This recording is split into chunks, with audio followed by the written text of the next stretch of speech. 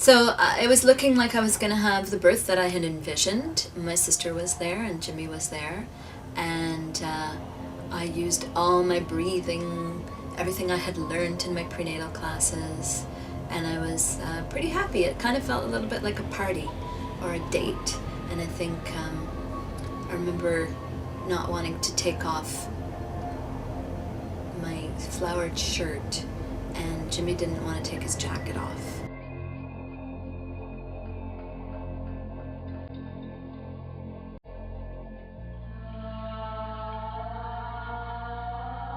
But she was still tired, and she was popping in and out, and her energy was low, and I didn't feel that she was providing me with all the support that maybe I needed at that time.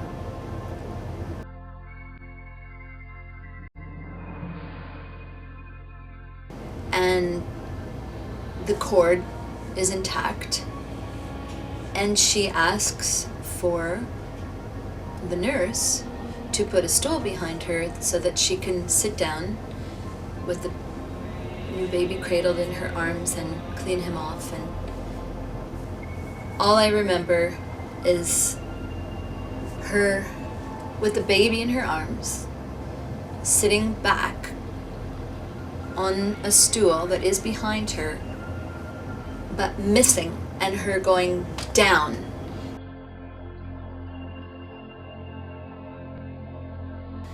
But I was tired, and the Tylenol 3s had gotten to me, and I wanted to be able to rest without worrying about this baby who was rooming with me. And so I suggested that maybe they bring him to the nursery so that I could get some rest, and they said fine, and they brought him down.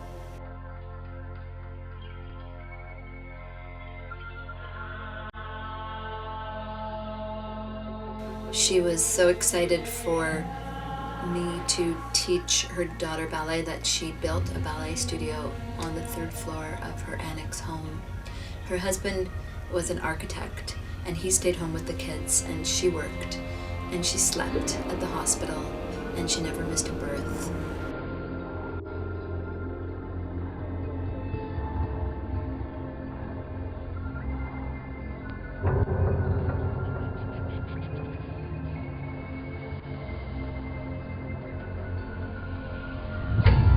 Maybe I should have wondered why she was so tired, or asked whether she was okay. I was fully dilated. I started pushing, and then I think things got a little long for me. I was tired of pushing. I felt like I had lost my focus. I wasn't listening to my body well enough, and I was just concentrating on the counting and the breathing. And at that point, I guess maybe I wished that I had had more professional support. And then finally the moment seems to be arriving, and the head is there, and I've got Jimmy on one side and Angelica on the other side, and pushing with all my might, and out he comes. And it's, what do you mean? And everything starts crumbling, and I'm like, what's going on? And they said, quickly sign these release forms, you can come with us into the nursery. So I sign, and I rush over, and there's doctors all around him. They're doing a spinal tap, and he's actually in the middle of a seizure, and he's blue, and they're just trying to resuscitate him. And this is about, I would say he's about maybe 16 hours old.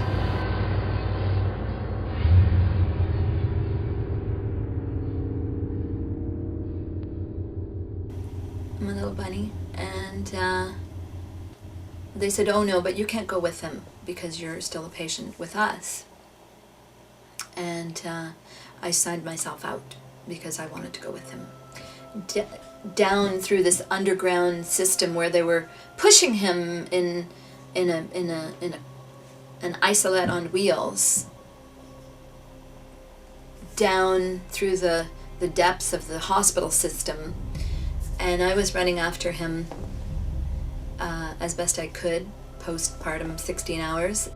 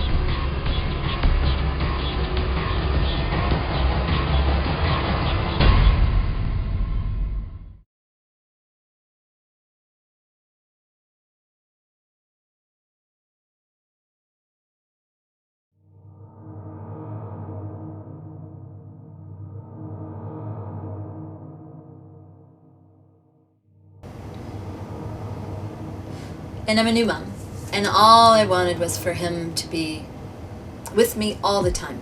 I was told, you must have this baby in the room with you at all times. And nobody thought to follow up on this incident. And they just said, thank goodness everything is fine. His APGAR after 5 minutes is 9. He's breathing on his own. He's lovely color. He was beautiful. Lips were full and pink, and latched on and started breastfeeding right away, and brought him back to my room. And they told me that I was going to be in a lot of pain because I had ripped.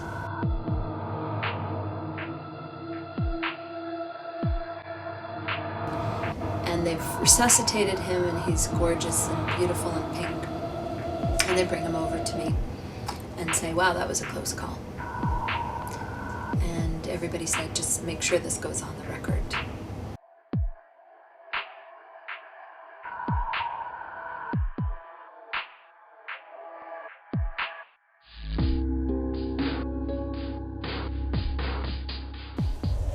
I was 25, and I think I had been waiting to have a baby since I was 13. It was something that I always wanted. And when I knew I was pregnant, I was so happy, and I started doing everything that I could to prepare myself so early that I think they had to turn me away from prenatal classes because I was only 6 weeks pregnant.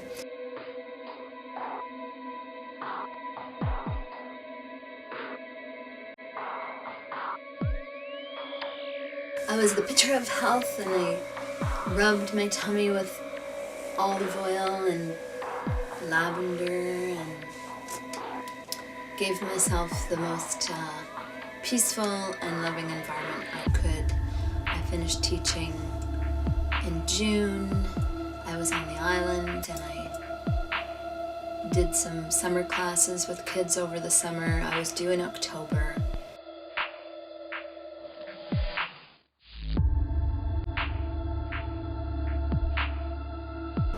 But my doctor was tired, and so she came in to see me and snoozed in the chair beside me while I was in labor, and ate my peanut butter sandwiches that Jimmy had made me to take to the hospital.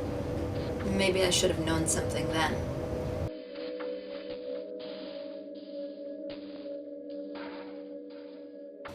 I continued to see her for checkups, and knowing in my mind that she was going to be there for the birth was very reassuring.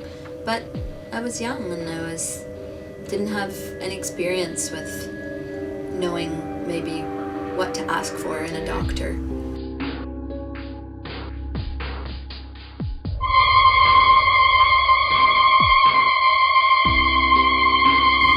So it was a Monday night, and I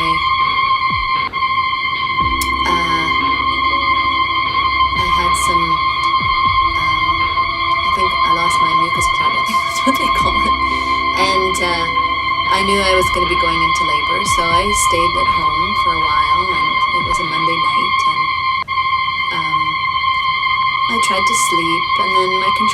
started, and I called and said I was coming in to the hospital, and I went in and she checked in on us, and I had decided to try very hard for a natural childbirth.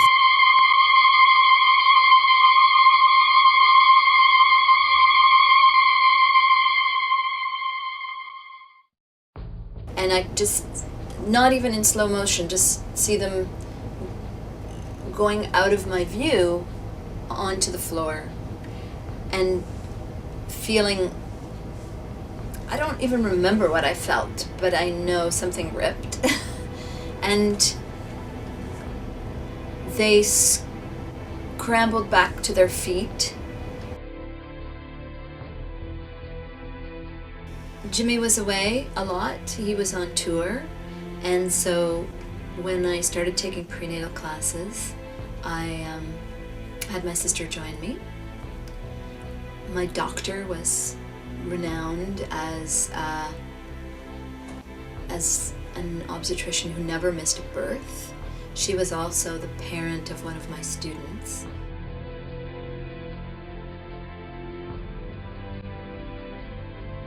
It was probably the most peaceful time of my life, knowing that my life was going to change, and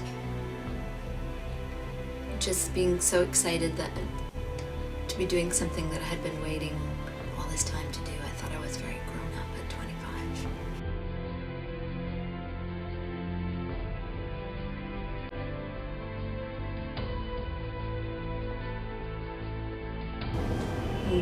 Ran over to the corner, and the nurse and the doctor started swearing at each other. What the fuck do you think you were doing? What was that all about? Oh! And I get to hear them arguing, and everybody's attending to me because I'm bleeding all over the place, and his APGAR is 0 because he's not breathing. And they get him breathing, and my sister Angelica is sort of saying, you know, what's going on here? And there's not a lot being said, but a lot being done.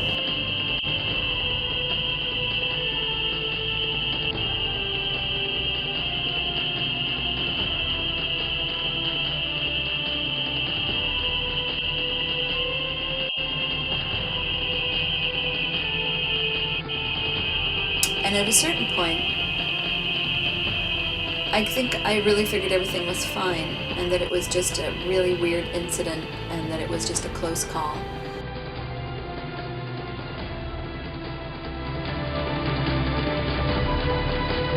And I said, just bring him to me when he wants to feed again.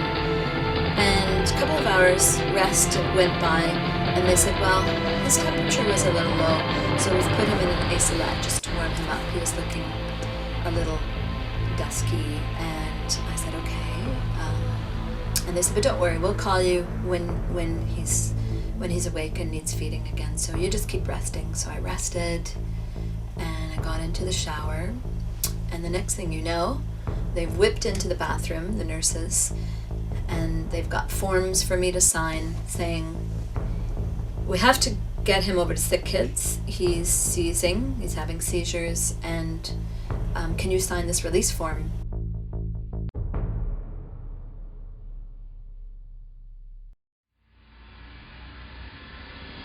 That was their main concern, was it looked like I had been bitten by dogs. Bleeding and running after him, they took him to sick kids, ran blood tests, and I sat in the waiting room waiting. Then they did a head ultrasound, and it showed that he had a very fresh infarct. He had had a stroke.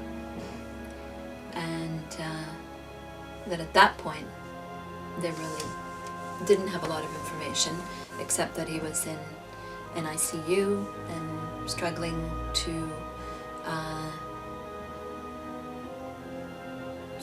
live, and struggling to recover from a stroke at birth.